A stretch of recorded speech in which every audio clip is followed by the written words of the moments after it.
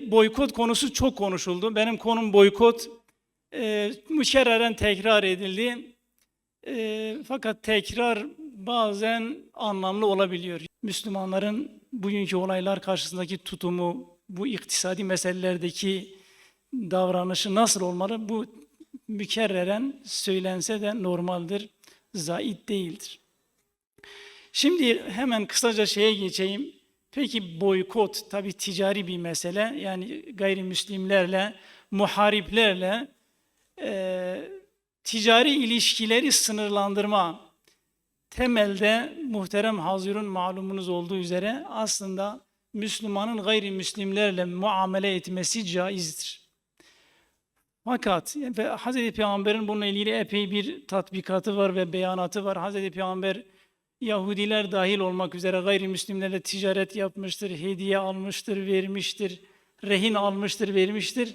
Ama bir şartla, bu muameleler eğer Müslümanların aleyhine olmayacaksa ve muharip olan, İslam'la ve Müslümanlarla savaş halinde olanların güçlenmesine sebep olmayacaksa caizdir.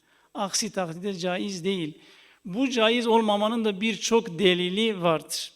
وَتَعَاوَنُوا عَلَى الْبِرِّ وَالتَّقْوَى وَلَا تَعَاوَنُوا عَلَى الْاِثْمِ وَالْعُدْوَانِ İyilikte yardımlaşmak lazım.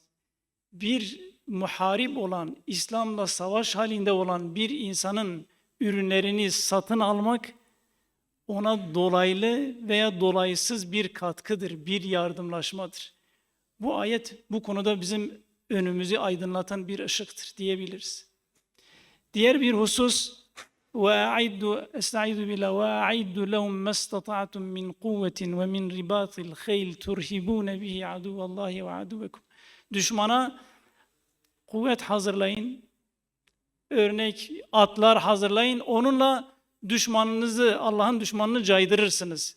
Şimdi demek ki düşmana karşı kuvvet hazırlamanın sebebi, illeti nedir? İllet, düşmanı korkutmak ve caydırmak. Şimdi fıkıhta, usulde meşhur bir kaide var. El-hukmu yeduru ma'al illeti vücuden ve adema. Bir hüküm, yani hüküm illete bağlıdır. Bir illet varsa hüküm var. Şimdi düşmanı ne caydırıyorsa o zaman onu yapmamız lazım. Şimdi bugünkü dünyada bütün insanların çoğu, özellikle İslam gayrimüslimlerin, muharip olanların dini imanı paradır, ekonomik güçtür. Bu ekonomik çarka destek verirsek adam güçlenecektir. Vermezsek zayıflayacaktır ve korkacaktır. Kur'an'ın söylediği o caydırıcı netice ortaya çıkacaktır. O zaman demek ki yani herhangi bir şekilde bir ürünü almak eğer bu insanları cesaretlendiriyorsa, güçlendiriyorsa buna vesile olmamak lazım. Diğer bir fıkhi yine Sedd-i Zeri'a diye bir delil var usulü fıkıhda malumunuz. Men'ul caizi li'ella yutevassale bihi ilel memnu'. Bir şey caizse, helalsa ama harama sebep oluyorsa onu men etmek lazım. Bıçak satmak caizdir. Ama adam gidip cinayet işleyecekse o bıçağı satmanız caiz değil. Şimdi bugün bu insanların, yani bunlar dünya çapında büyük kuruluşlardır. Yani bu Yahudi kuruluşları, bunların ürünlerini almak, yani bunların cinayet işlemesine yardımcı olmaktır. Dolayısıyla temelde meşru da olsa ticaret bu neticeden dolayı caiz değil. Maslahat ilkesi var fıkıh usulünde. Maslahat ne demektir? Menfaat. Müslüman ferdin ve toplumun menfaati. Müslüman ferdin ve toplumun menfaati bu işe yanaşmamayı gerektiriyor. Boykotu gerçekleştirmeyi gerektiriyor. Hızlı geçiyorum sabrınızı taşırmamak için. Hazreti Peygamber aleyhissalatu vesselam ekonomik açıdan düşmanların büyük önem vermiştir.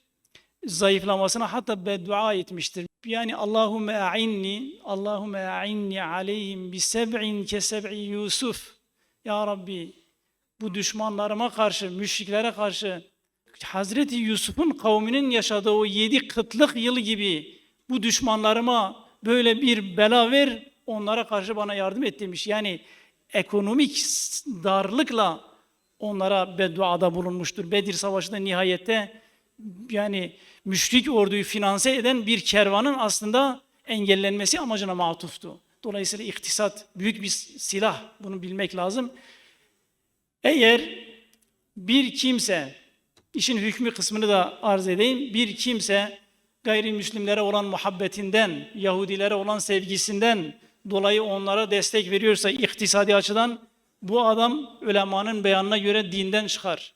Ama korktuğundan dolayı destek veriyorsa ya da menfaatinden dolayı veriyorsa kebair işliyor, fasıktır. Son olarak boykot bize ne kazandırır? Ben bunu da huzurlarınıza ad edip sözümü bitiriyorum. Düşündüm, ne kazandırır? Boykot bizim Filistinli kardeşlere yardımımızı ya da diğer Müslümanlara yardımımızı sağlamanın yanı sıra bize yardımı var boykot. Boykot etmekle kendimizi koruruz. Bu ahir zaman fitnesi içerisinde erimekten kendimizi muhafaza ederiz. Şahsiyetimizi, kimliğimizi, tutumumuzu muhafaza ederiz. Boykot bizi muhafaza eder. İkincisi, Müslüman müesseseleri, ticari sektör yani kuruluşları güçlendirir, alternatif. Yani dünyada çok güçlü şeyler vardır bu gayrimüslimlerin. Bu boykotun böyle bir faydası var. Zayıf da olsa Müslüman kuruluşlar güçlenme fırsatı buluyor. Ve son olarak mübah bir şey de iyi niyetle yapılırsa alimlerimiz diyorlar ki ibadettir. Ticaret mübah bir şeydir ama markete gittik, boykot ürünü özellikle bu meseleden dolayı kardeşlerimize yardımdan dolayı Allah düşmanlarına destek vermemek niyetiyle alırsak normal ticaretimiz, normal bir alışverişimiz ibadet haline gelir.